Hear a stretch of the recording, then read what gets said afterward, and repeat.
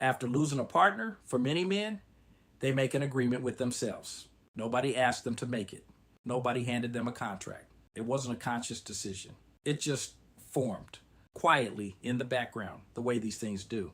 The agreement was this: as long as I stay in the pain, as long as I don't move on, don't open up, don't let good things in, I'm still faithful to her. Staying in the grief feels like love, like loyalty, like the right thing for a man who really loves his wife to do. And so when something good happens, when they laugh, genuinely laugh, there is something not right behind it. Something that says you shouldn't be laughing. You're supposed to be grieving.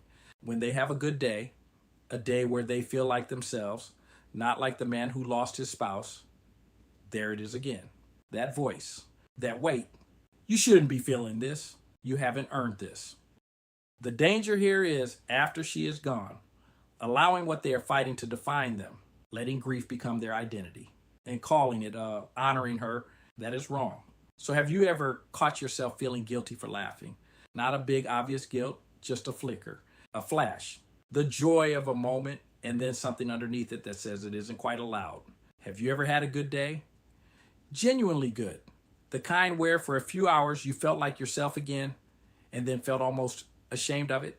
Like having a good day was somehow a betrayal of how much you loved them? Have you ever quietly decided, not out loud, never out loud, that if you start living again, if you start building again, if you even start thinking about what comes next, it means you're leaving them behind? That healing somehow equals forgetting?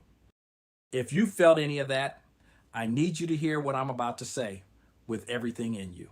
Because what I'm about to name is the lie that's been running in the background of your grief without you ever questioning it. And once you see it, really see it, it loses its power. Here's the point, and this is the one that I need you to sit with. Honoring someone is not the same as suffering for them. Say that again with me.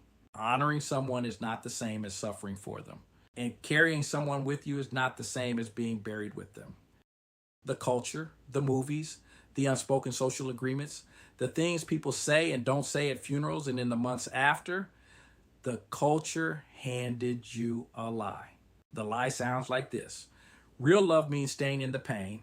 Moving forward means it didn't matter that much. Nobody says that out loud, but everyone feels it. And because nobody says it out loud, nobody challenges it, it just runs quietly in the background of every decision you make about your life. The result: men, good men, men who loved well and lost deeply, who stay frozen. Not because they're weak, not because they don't want to move, but because some part of them has accepted this silent agreement that suffering is the proof of love. Terri gave me something before she left. A few days before she passed, she told me I would need a helpmate. And she gave me her blessing. She wasn't telling me to forget her. She was telling me to live. She had fought for 17 years. She was not the kind of woman who fought that hard just to have the man she loved stop living after she was gone. That would have been a betrayal of everything she was. There's a difference between carrying someone with you and being buried with them. I carry Terri with me into every word I write, into every conversation I have with a man who is sitting where she knew I'd be sitting one day, into the way I love. I am not buried with her. She would not have wanted that. And if you are honest, if you really reach inside and ask whether the person you lost would want you buried with them, you already know the answer. The enemy is a cultural lie about what love and grief are supposed to look like.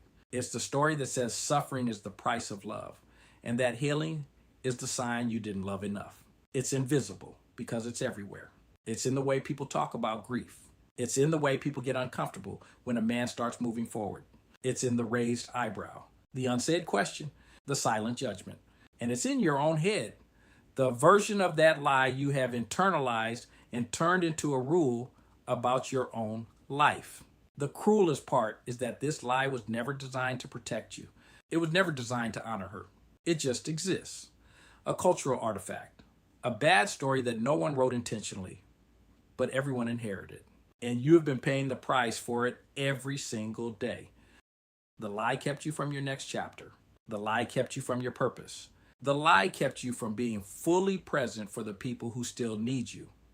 Your kids, your family, the people whose lives you are meant to impact. You can love her completely and still move forward. Those are not opposites.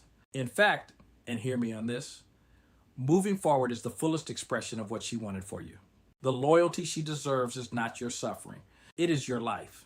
3 things to take from today. Moving forward does not mean leaving them behind, it means bringing them with you in a different way. Honoring someone is not the same as suffering for them. Grief is not just about loss, it's about transformation. Those are not just lines to feel good about. Those are lines to return to when the lie shows up again at 2 a.m. Because it will show up again. And you need a counter story that's stronger than the one you've been carrying. Day 4 is where we go into identity, who you are now.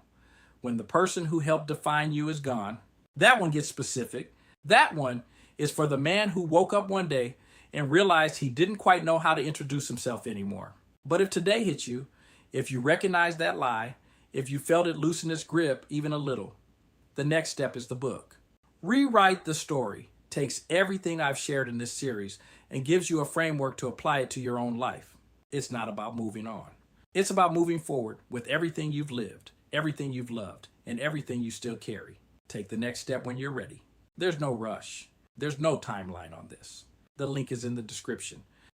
And most important, remember, you are extraordinary.